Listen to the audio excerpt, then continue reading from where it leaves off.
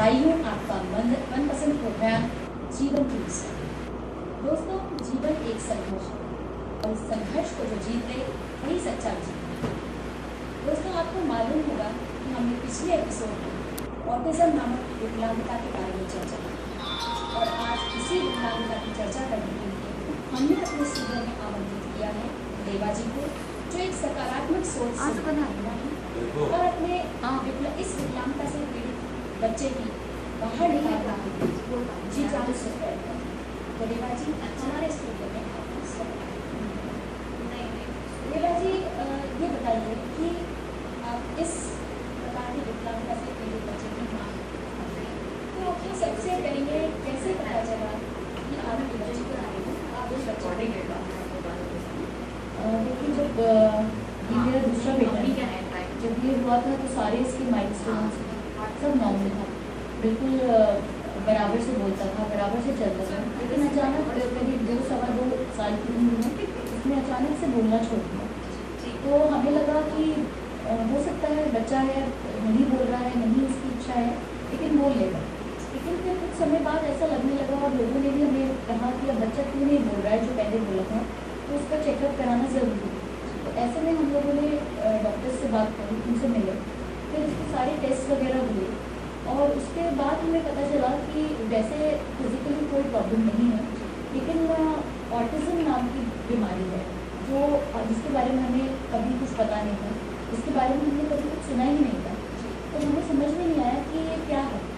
फिर हमें जैसे जैसे हमने इसके बारे में पढ़ा, जैसे जैसे पता चला, तो एक तरह से सारी ज़िंदगी आपकी रुक सी जाती है, क्योंकि आपकी जो ज़िंदगी एक नॉर्मल उस पर चल रही है और अचानक से आपको पता चलता है कि ये बीमारी है जिसका कोई इलाज नहीं है, जिसके बारे में आपको कुछ पता नहीं है, तो आप एकदम से घबरा जाते हो, एक डिप्रेशन में चले जाते हो।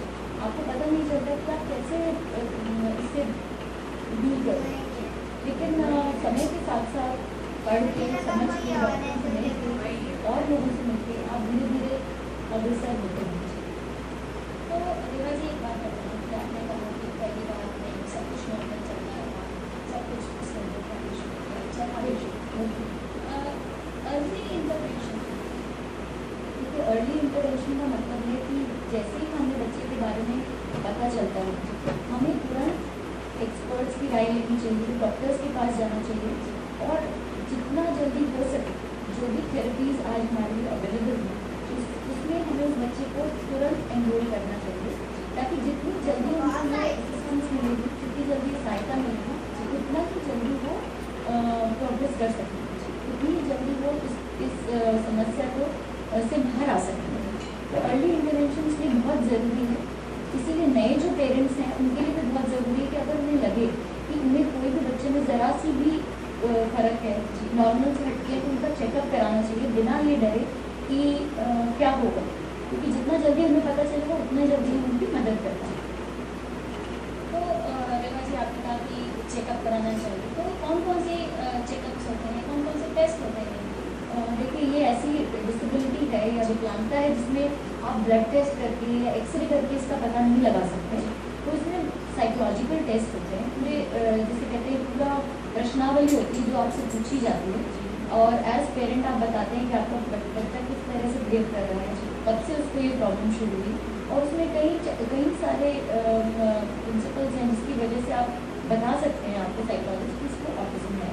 या ऑटिज्म में भी, इसमें भी काफ़ी तरह के बीमारियां हैं, अलग अलग तरह की चीज़ें हैं, तो आपका बच्चा कहाँ तक पीड़ित है वो आपको पता चल सकता है। तो बच्चे का पता चलता है किस तरह से पीड़ित है, कहाँ तक इसका प्रोग्रेस हो जाता है।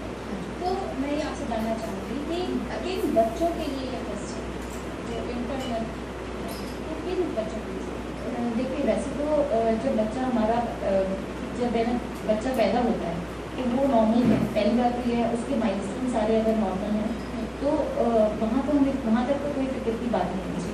लेकिन जैसे ही हमारे बच्चे को हमें पता चलता है कि बोलने में दिक्कत आ रही है, बोल नहीं पा रहा है, या जो चीज़ उसने सीखी थी और वो भूल गया, जिसको हम रिग्रेशन कहते हैं, वो पीछे की तरफ चला गया, तो हमें ज़रूर